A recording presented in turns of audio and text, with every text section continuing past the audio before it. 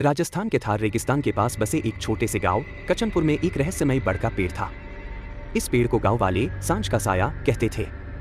माना जाता था कि इस पेड़ की छाव में बैठने वाले को एक छिपी हुई औरत की परछाई दिखती है। जो उसकी परछाई देख लेता वह 7 दिनों के भीतर गायब हो जाता। गांव के बुजुर्गों के मुताबिक यह पेड़ उस औरत की चुड़ैल बनी आत्मा का घर था, जिसे उसकी शादी की रात उसके पति ने धोखा देकर मार डाला था। उसकी आत्मा इतनी क्रोधित थी कि वह हर साल अपनी छाव में किसी को फंसाकर उसे अपने साथ ले जाती। इस कहानी को अनसुनाकर गांव के हीरो मान जाने वाले विक्रम ने इसे चुनौती के रूप में लिया। विक्रम को हर चीज में अपनी बहादुरी दिखाने की आदत थी। जब दोस्तों ने उसे यह कहानी सुनाई तो उसने हंसते हुए कहा, मैं जाकर इस पेड़ की छाव में बैठूंगा और देखूंगा कि चुड़ैल क्या कर सकती है। उसकी बहन कुसुम ने उसे रोका, भैया यह मजाक नहीं है, कई लोग सच में गायब हो चुके हैं। लेकिन विक्रम नहीं माना। उसने अपने दोस्तों के साथ सांझ के समय उस पेड़ के नीचे जाने का फैसला किया। शाम के करीब 6 बजे विक्रम और उसके दोस्त पेड़ के पास पहुंचे।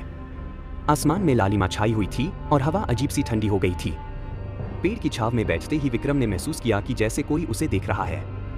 अचानक से उसने पेड़ की छाव में एक लंबी औरत की परछाई देखी। कौन है? उसने चिल्लाया। परछाई धीरे धीरे विक्रम के पास आने लगी। उसके दोस्त डरकर भाग गए, लेकिन विक्रम हिम्मत दिखाने के लिए वहीं रुका रहा। परछाई अब उसके सामने आ चुकी थी। उसकी लाल आंखें चमक रही थीं और उसकी मुस्कान विकृत थी। उसने धीरे धीरे कहा, तूने मेरी छाव ली है, अब तुझे मेरी दुनिया में आना होगा।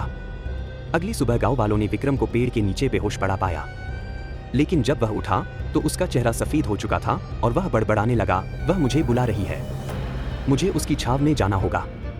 पुजारी ने उसे रोकने की कोशिश की, लेकिन 7वें दिन विक्रम गायब हो गया।